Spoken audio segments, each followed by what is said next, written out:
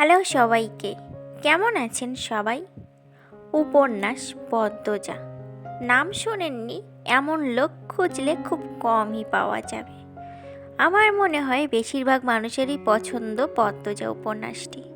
তো আমি সেই পদ্মজা উপন্যাসটি নিয়ে আবার হাজির হয়েছি।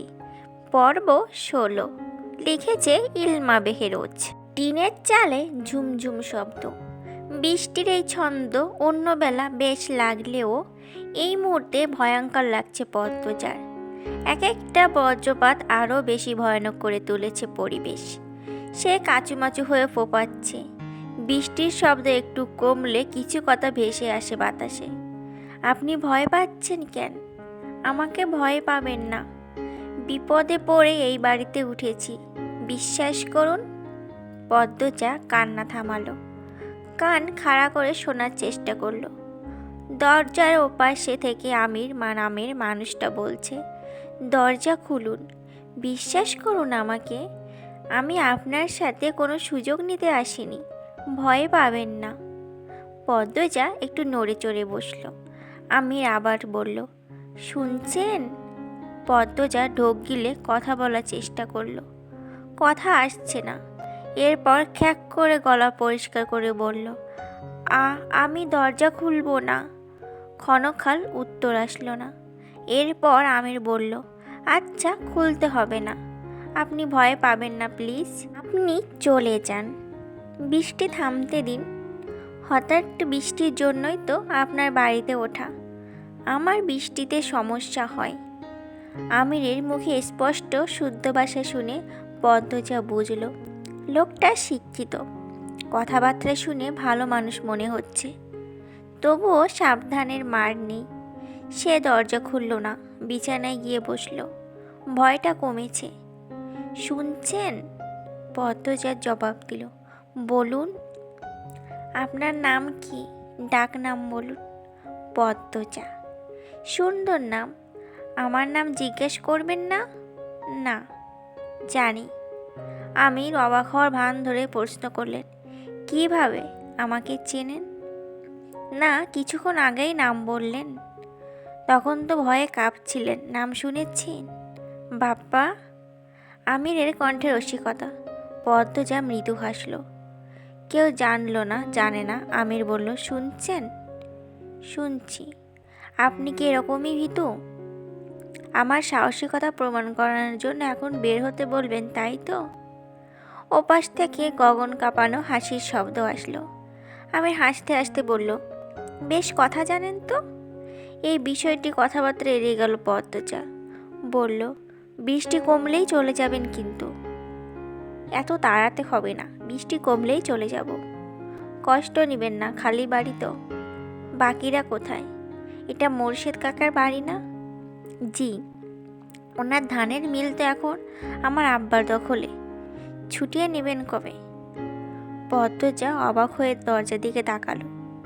বিস্ময় নিয়ে বলল, আপনি মাতবর কাকার ছেলে? অবাক হলেন মনে হচ্ছে। মাতবর কাকার ছেলের নাম তো বাবু। আমির হেসে বলল, আমার ডাক নাম বাবু। আম্মা আর আব্বা ডাকে। ভালো নাম আমির। পদ্মজা আর কথা বাড়ল না। বজ্রপাত থেমেছে, বৃষ্টি রয়েছে। আমির জিজ্ঞাসা করলো, বাকিরা কোথায় বললেন না?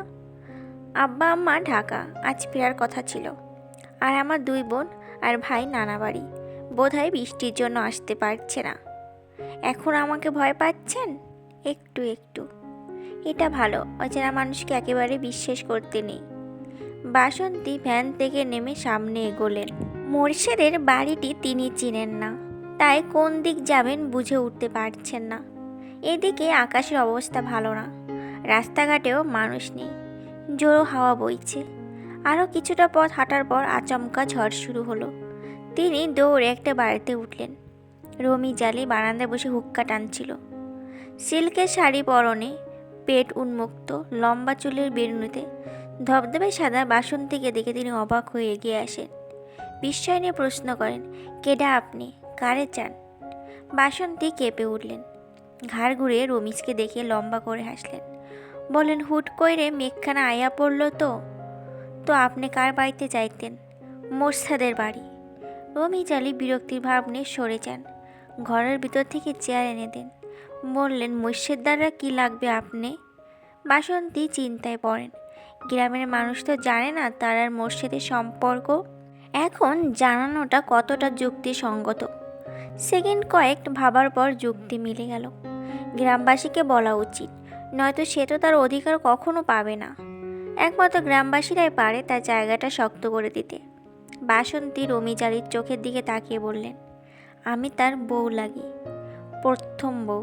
তার লগে আমার 20 বছরের সম্পর্ক। রমিজালির চক্ষুদয় যেন কোঠর থেকে বাইরে আসতে চাইল। মেঘনা চাইতে বৃষ্টি পাওয়ার মতো আনন্দ অনুভব করেন। তিনি প্রবল উৎসাহ নিয়ে বলেন, এর পরের বউ জানে না? থায়েন কই আপনি? রাধাপুর। লুকায় রাখছিল বিয়া কইরা? হ, এখন মোর্শেদ আমার তালাক দিতে চায়, আমার সাথে সংসার করতে চায় না। তাই আমি আমার অধিকার নেওয়ার জন্য আইছি। আমি আর বাড়িতে থাকবার চাই, আপনারা আমার সাহায্য কইরেন। গ্রামবাসী ছাড়া মোর্শেদ আমার জায়গা দিব না। রমিজালি প্রবল বৃষ্টি আর বজ্রপাতকে হাঁটিয়ে উঁচু স্বরে বলেন, আপনার জায়গা করে দেওয়ার আমার কাম। আপনি চিন্তা কইরেন না, মেঘটা কমতে দেন, এরপর খালি দেখেন কি হয়। বাসন্তী চোখ মুখ উজ্জ্বল করে উঠল। ভরসা পাওয়া গেল। রমিজালির প্রতিশোধের নেশা পেয়েছে। মোর্শেদ তাকে কত কটু কথা বলেছে, অবজ্ঞা করেছে, অপমান করেছে। এইবার তার পালা। প্রতিটি অপমান ফিরিয়ে দিবেন বলে শপথ করেন। তিনি বাসন্তীকে ভরসা দিয়ে বলেন, আপনি বইয়া থায়েন, আমি আরও কয়েকজনের লইয়া আসতাছি। রমিজালি খুশিতে গদগদ হয়ে বেরিয়ে যান। সঈদ, রজব, মালেক, কামরুলকে নিয়ে ফেরেন। সবার হাতে ছাতা। কামরুল আটপাড়া এলাকার মেম্বার। গ্রামে কোনো অনাচার হলে তা দেখার দায়িত্ব তার। তাই তিনি মাথার উপর বজ্রপাত ঝড় নিয়ে ছুটে আসেন। পদ্মজা উসখুস করছে। টয়লেটে যাওয়া প্রয়োজন। প্রস্রাবের বেগ বেড়েছে। এভাবে আর কতক্ষণ থাকা যায়? সাহসও পাচ্ছে না বের হওয়ার। রুমে পায়চারি করলো কিছুক্ষণ। চোখ বন্ধ করে জোরে নিঃশ্বাস নিল। এরপর কাচি কোমরে গুজে নিল। আয়াতুল কুরসি পরে বুকে ফু দিল। তারপর দরজা খুলো। আচমকা দরজা খোলার আওয়াজ শুনে আমির চমকে তাকালো। আকাশ তেলেকে কালো মেঘের ভাব কেটে গেছে অনেকটা। সন্ধ্যার আজান পড়েছে। সালোয়ার কামিজ পরা পদ্মজাকে দেখে মুহূর্তেই হৃদস্পন্দন থেমে গেল তার।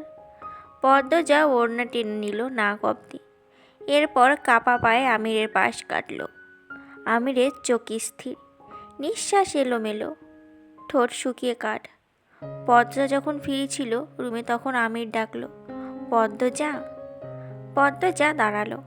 মানুষটা খারাপ হলে এতক্ষণ আক্রমণ করত। যেহেতু করেনি, মানুষটার উদ্দেশ্য খারাপ না, তাই দাঁড়ালো। তবে ঘাড় ঘুরিয়ে তাকালো না। আমিরের গায়ে স্যান্ডো গেঞ্জি পরা, শার্ট ভিজে গেছে, তাই বারান্দায় দাঁড়িয়ে রেখেছে বাতাসে শুকাতে।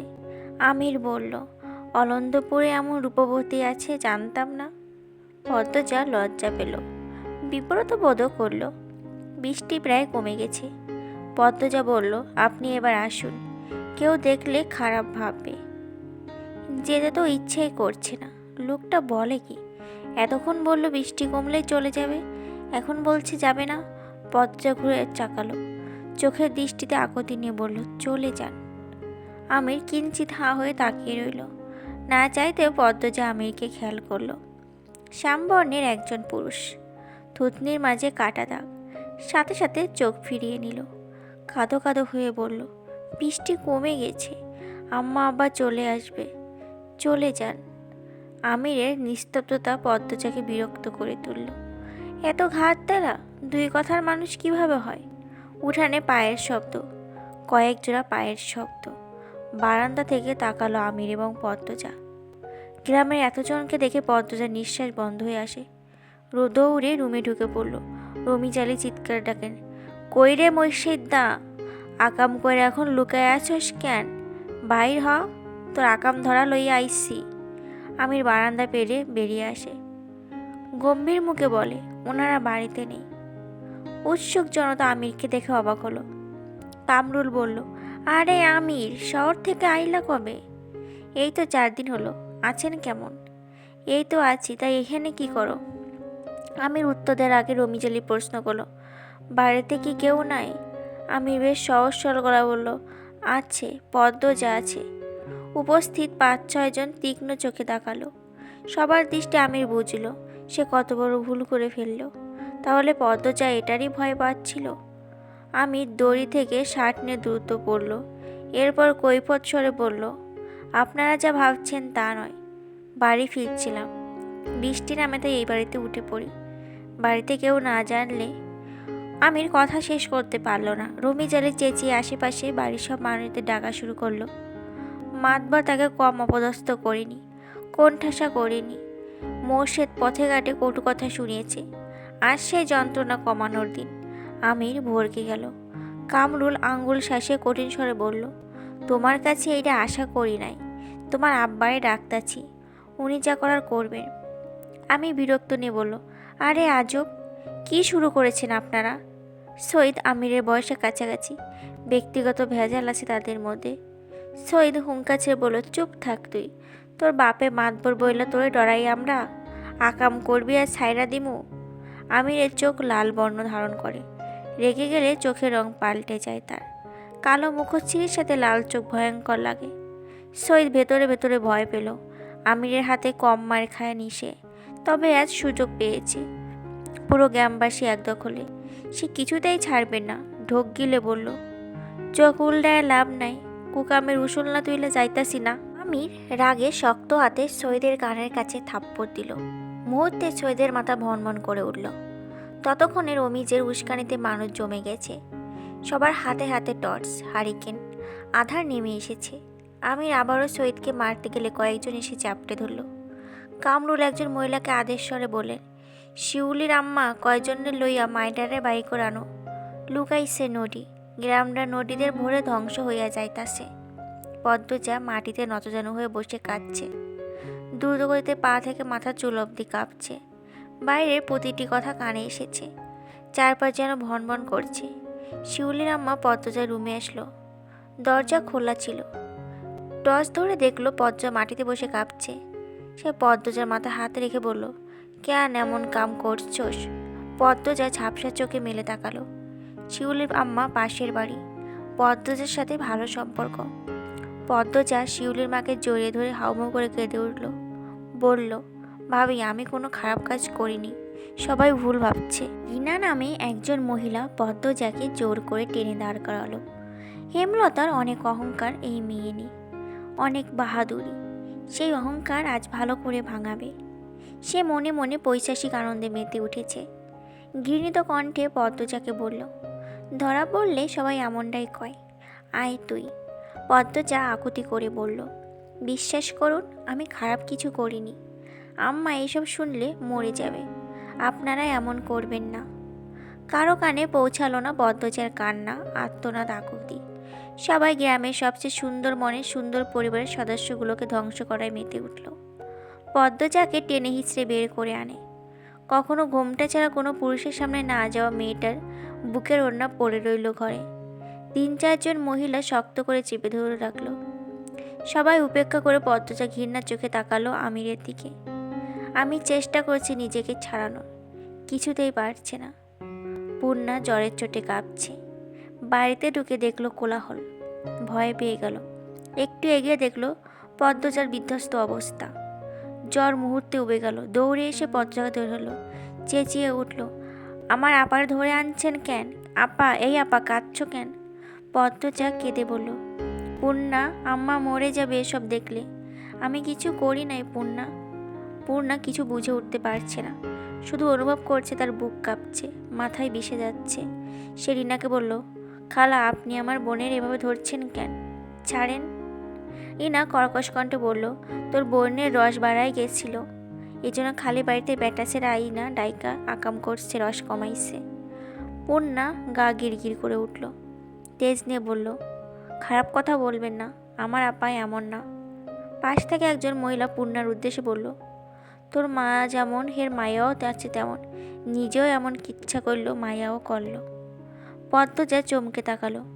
মহিলা বলে যাচ্ছে, বুঝলা তোমরা সবাই, মায়া এক বেশ্যা, মায়ারে বানাইছে আরেক বেশ্যা। পদ্মজা আচমকা রেগে গেল। আক্রোশ শরীরে কাঁপতে লাগলো। রিনা সহ দুজন মহিলাকে ঠেলে সরিয়ে দিল। এরপর রাগে চেঁচিয়ে বলল, আমার মা নিয়ে কিছু বললে আমি খুন করব, মেরে ফেলবো, একদম জিভ ছিঁড়ে ফেলবো। পদ্মজার এহেন রূপে সবাই থতমত খেয়ে গেল। লম্বা চুলগুলো খোপা থেকে মুক্ত হয়ে পিঠময় ছড়িয়ে পড়ল। চোখের মনি অন্যরকম হওয়াতে মনে হচ্ছে কোনো প্রেতাত্মার আগে ফোঁস করছে। গ্রামের কয়েক মহিলা আবার বিশ্বাস করে পদ্মজা কোনো পরীর মেয়ে, তাই এত সুন্দর। এই মুহূর্তে তারা ভাবছে পদ্মজার ভেতরে কেউ ঢুকেছে, তাই সামনে এগোলো না। রিনা একাই এগিয়ে আসলো। পদ্মজার চুলের মুঠি ধরে বিচ্ছিরি গালিগালাজ করলো। এরপর কামরুলকে বলল, কামরুল ভাই, এই বান্দিরে বাধা লাগবো। পূর্ণা প্রেমা পদ্মজাকে ছাড়াতে গেল। সৈদ সহ আরও 3-4 জন এগিয়ে আসলো। অন্ধকারে ভিড়ে পড়ে পদ্মজা, পূর্ণা, প্রেমা বাজেভাবে উত্ত্যক্ত হলো। কয়েকটা কালো হাত নিজেদের তৃপ্তি মিটিয়ে নিল।